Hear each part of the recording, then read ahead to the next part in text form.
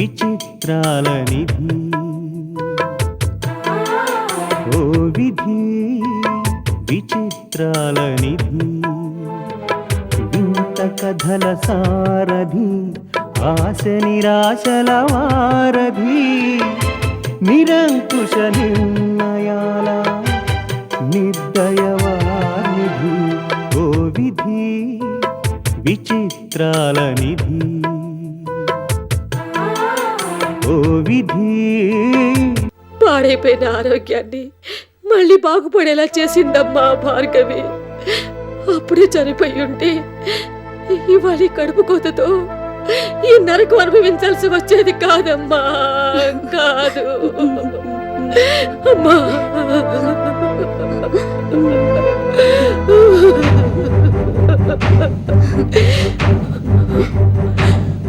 నా భార్గవిని చంపేసి మనల్ని దిక్కైన వాళ్ళని చేసిన దీపక్కి ఆ పాపం ఊరికే పోదు. రేపు కోర్టులో ఉరి శిక్ష పడుతుంది. ఇది ఓ కన్న తల్లి శాపం.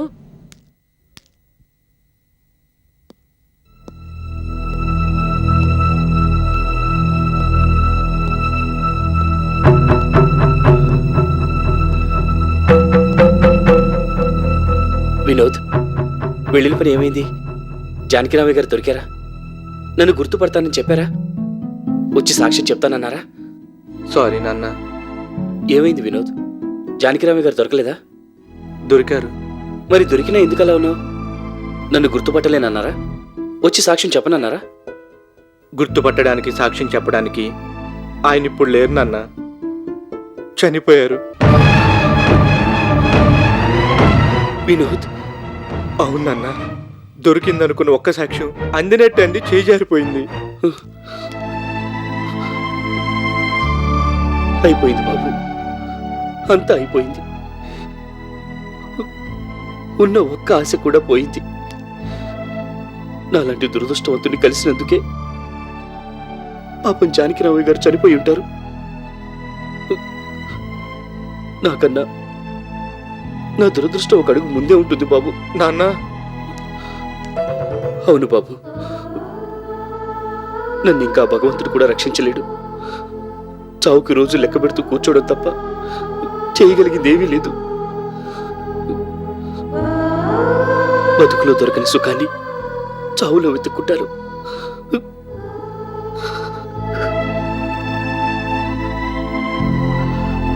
బాబు, ఇక్కడే ఉండి నా గురించి ఆలోచిస్తూ మనసు పాడు చేసుకోకు. వెళ్ళు వినోద్, నువ్వు బాధపడితే నేను చూడలేను. వెళ్ళు బాబు, వెళ్ళు.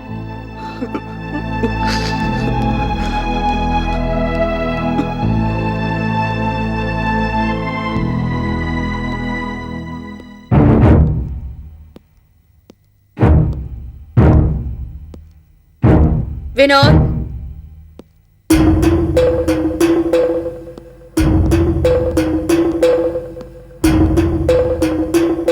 ఎక్కడికి వెళ్ళొస్తున్నావు? ఈ కొంపలో ఉండలేక బయట తిరిగి వస్తున్నాను. అంత అవసరం ఏమొచ్చిందని? ఈ ఇంట్లో లక్ష్మీదేవి లాంటి బజారు మనుషులు, మీ నాన్న లాంటి హంతకులు లేరే? అసలు మనుషులంటూ ఉంటే కదా. పిల్లిలా ఉండేవాడివి ఈ మధ్య పులిలా అరుస్తున్నావే. గదిలో పెట్టి హింసిస్తుంటే పిల్లి కూడా పులవుతుంది. కానీ ఏం లాభం? పులి వెళ్ళి ఓ హంతకుణ్ణి జైలు నుంచి విడిపించుకు తీసుకురాలేదుగా. ఇంతకీ మీ నాన్నని విడిపించే ప్రయత్నాలు ఎంతవరకు వచ్చాయి? ఎందుకు? తెలుసుకుని అడ్డుపడదామనా? ఆ భయం ఉందన్నమాట. అయినా నువ్వు ఎన్ని ప్రయత్నాలు చేసినా చేసిన తప్పుకి మీ నాన్న శిక్ష అనుభవించక తప్పదు. మా నాన్న చెయ్యని నేరానికి శిక్ష అనుభవిస్తున్నాడు. నాన్న గురించి తెగ బాధపడిపోతున్నట్టున్నావు. పోనీ ఒక ఫోన్ చేసి విడిపించినా? అవసరం లేదు. అంతకన్నా జైల్లో ఉండడే బెటర్ అనుకుంటాను. అవునులే, ఆ కుటుంబానికి జైళ్లే పుట్టిళ్ళు, పోలీసులే చుట్టాలు. అయినా మొన్నటి వరకు నాన్నంటే మర్యాద లేనివాడివి ఇప్పుడు ఒక్కసారిగా మమకారం పుట్టుకొచ్చిందేమిటి? నీకు నాన్న ఉంటే తెలిసేది. మీ నాన్న లాంటి నాన్న ఉన్నా లేకపోయినా ఒకటే. అది నువ్వు అనాల్సిన మాట కాదు. అంటే అర్థం కాకే అడుగుతున్నావా? నువ్వు ఏ అర్థంతో అన్నావో అడుగుతున్నాను. నేనే అర్థంతో అన్నా అది నువ్వు అర్థం చేసుకోగలవు నాకు తెలుసు. నేను నీ గ్రాని నన్న సంగతి మర్చిపోయినట్టున్నా. ఇంతవరకు గుర్తున్నందుకే బాధపడుతున్నాను. మీ నాన్న జైల్లో నుంచి వచ్చి నిన్ను ఉద్ధరిస్తాడని కలలు కంటున్నావేమో. ఇప్పుడు నువ్వుండి మాత్రం ఏం ఉద్ధరించావని? ఏరు దాటాక తెప్ప తగలేయడం అంటే ఇదే. దాటకు ముందే తగిలేస్తే ఈ బాధే ఉండేది కాదు. ఏది ఏమైనా మీ నాన్నని చూస్తే జాలేస్తోంది వినోద్. కన్న కొడుకు దగ్గరయ్యే సమయానికి కటకటాల వెనక్కి వెళ్ళిపోయాడు. విడిపించడానికి ప్రయత్నిస్తున్న కొద్దీ ఉరికంబానికి దగ్గరవుతున్నాడు. పాపం కొడుకు ప్రేమ పూర్తిగా అనుభవించకముందే ప్రాణాలు వదిలేస్తున్నాడని జాలేస్తోంది. దీన్ని సానుభూతి అనరు, శాడిజం అంటారు. అది చేతకాని వాళ్ళనే మాట. నువ్వు ఎన్ని ప్రయత్నాలు చేసినా మీ నాన్నని విడిపించలేవు, అది గుర్తుంచుకో. నువ్వెన్ని రకాలుగా అడ్డుకున్నా నా ప్రయత్నాలు ఆపలేవు, అది నువ్వు గుర్తుంచుకో.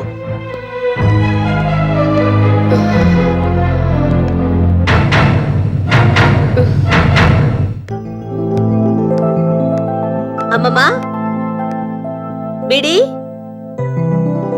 ఏమైపోయారు అందరూ?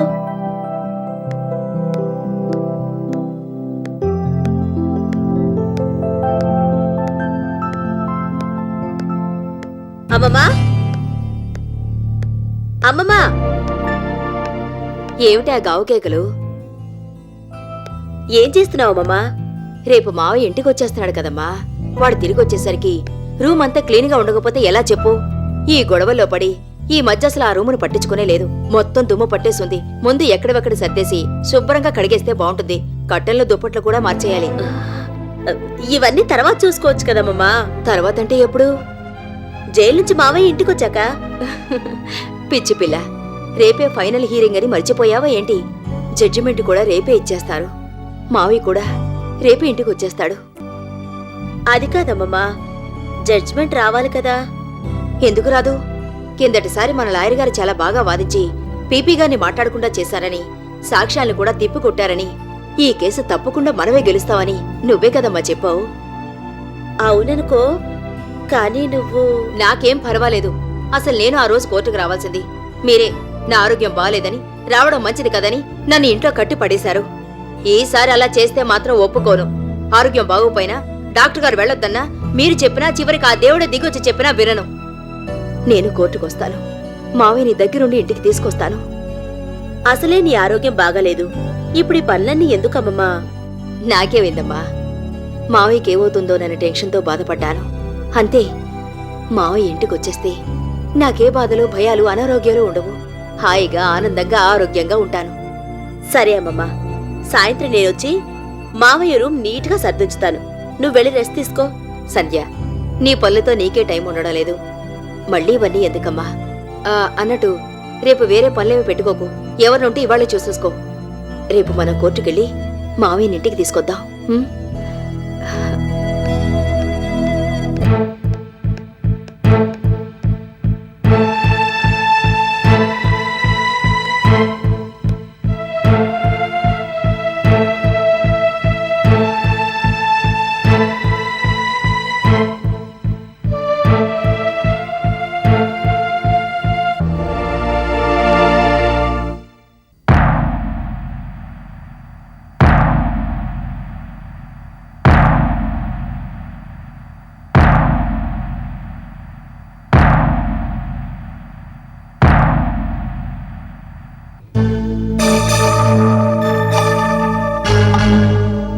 టిఫిన్ తెచ్చాను. నాకు ఆకలిగా లేదు మంగమ్మ. ఆకలిగా ఉన్నా లేకపోయినా తినాల్సిందే. నాకు ఇష్టం ఉంటే తింటాను, లేకపోతే లేదు. రోజు ఇదేం గొడవ? ఇష్టం ఉన్నా లేకపోయినా టైం ప్రకారం తినాల్సిందే. ఇలా తింటం మానేసి నీరసంగా కనబడితే రేపు మేడం గారు అడిగితే నేనేం సమాధానం చెప్పాలి? టిఫిన్ చల్లారిపోతుంది, తిను.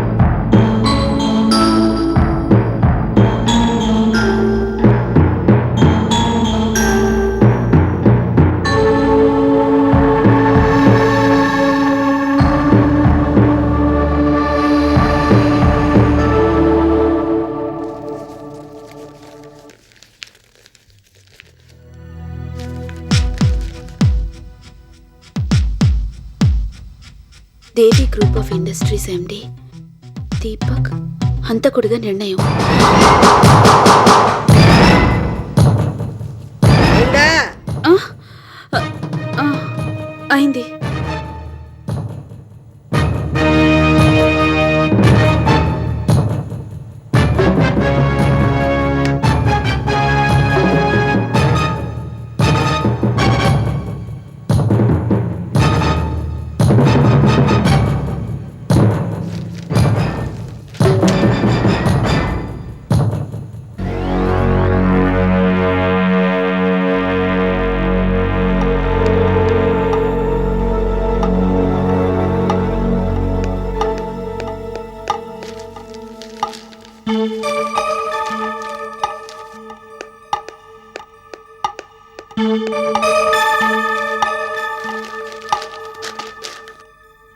పారిశ్రామిక రంగంలో, వ్యాపార రంగంలో ప్రథమ స్థానం సంపాదించుకున్న దేవి గ్రూప్ ఆఫ్ ఇండస్ట్రీస్ యజమానురాలు లక్ష్మీదేవి గారి కొడుకు, అదే సంస్థ ఎండీ అయిన దీపక్ తన వద్ద పిఏగా పనిచేసిన భార్గవి అనే అమ్మాయిని హత్య చేసిన నేరానికి గాను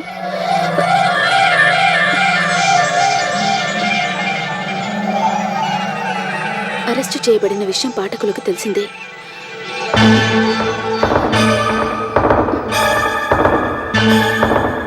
దీపక్కి ఆ హత్య చేశాడు అనడానికి తగిన సాక్ష్యాధారాలు లభించడంతో అతనే హంతకుడనే ప్రాసిక్యూషన్ వాదన బలం పుంజుకుంది. గత కొద్ది రోజులుగా సంచలనాన్ని రేకెత్తించిన ఈ కేసులో దీపక్ నిర్దోషి అని నిరూపించడంలో, అందుకు తగిన సాక్ష్యాధారాలు సంపాదించడంలో డిఫెన్స్ పక్షం పూర్తిగా విఫలమైంది. ఆ కారణంగా కిరాతకమైన చర్యకి పాల్పడి భార్గవి హత్యకు కారకుడైన దీపక్కి కఠిన శిక్ష తప్పదనే అభిప్రాయం ఊపందుకుంది. రేపు జరగబోయే విచారణలో తుది నిర్ణయం వెలువడుతుంది.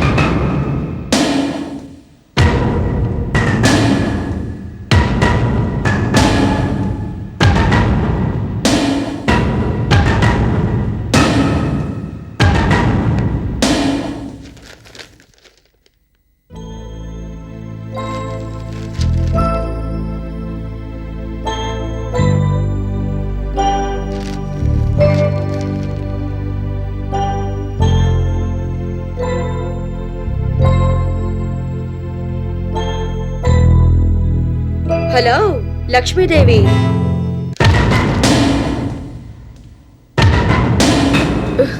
ఏంటి అంత శ్రద్ధగా పేపర్ చదువుతున్నావు? నీ కొడుకు ఊరి శిక్ష గురించి అప్పుడే రాసేశారా? రేపు జడ్జిమెంట్ వచ్చాక ఎలాగూ రాస్తారు, అప్పుడు తిరిగ్గా చదువుకోవచ్చు. రోజీ, నువ్వెక్కడికి ఎందుకొచ్చావు?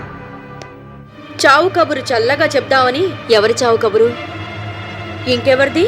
నీ కొడుకుదే.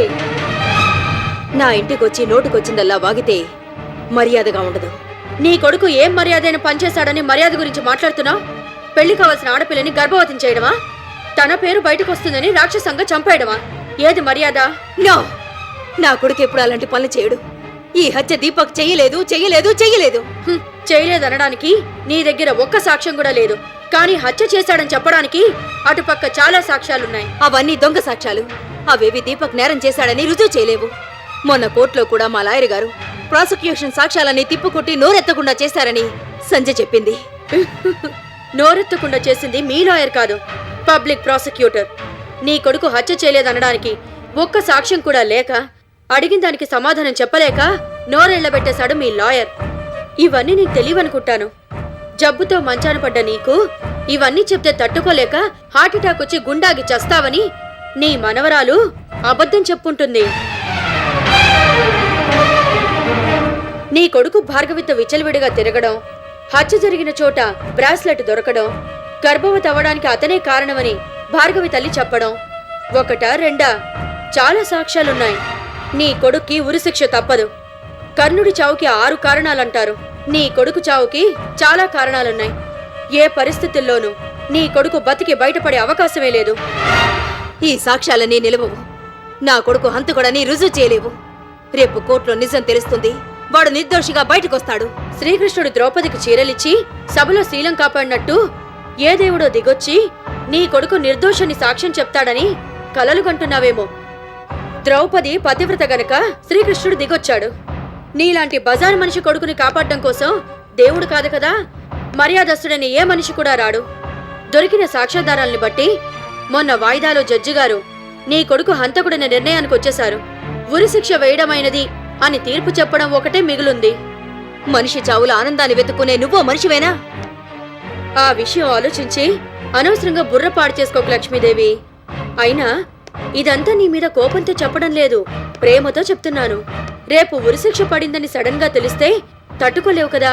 ముందుగానే చెప్తే కాస్త మెంటల్ గా ప్రిపేర్ అవుతావని చెప్పడానికి వచ్చాను. Deepak poor fellow. నువ్వింత జాతకం దానివని తెలియక అమ్మా అమ్మా నీ కొంగు పట్టుకు తిరిగాడు. అది ఉరితాడే బిగుసుకుంది. అలా కాక అత్తయ్య అని నా కాళ్ళ దగ్గర కుక్కలా పడుంటే ఇలాంటి దిక్కుమాలిన చావు రాకపోయేది. అయినా ఇద్దరు భార్గవిల ఉసురు ఊరికే పోతుందా? వాళ్ళెలా దిక్కు మొక్కు లేకుండా చచ్చారో నీ కొడుకు అంతే. రోజీ, నా కొడుకు గురించి మరొక్క మాట మాట్లాడినా నేనేం చేస్తానో నాకే తెలీదు. ముందు నువ్వు ఇక్కడి నుంచి వెళ్ళు. వెళ్లే ముందు ఒక మాట. జీవితంలో ఈ రోజీ ఎప్పుడూ ఎవరి ముందు కన్నీళ్లు పెట్టుకోలేదు. కానీ నువ్వు నీ ప్రియుడు చెలసాని చేసిన తప్పుడు పనుల వల్ల నాకు బతుకంతా కన్నీళ్లే మిగిలాయి. ఆ బాధను నేనంత తేలిగ్గా మర్చిపోలేను. ఆ ఒంటరితనం నువ్వు అనుభవించాలి. నా కన్న కూతురు నాకు కాకుండా పోయింది. నువ్వు కనకపోయినా నీ కొడుకు నీకు మిగలకూడదు, అంతే, మిగలకూడదు.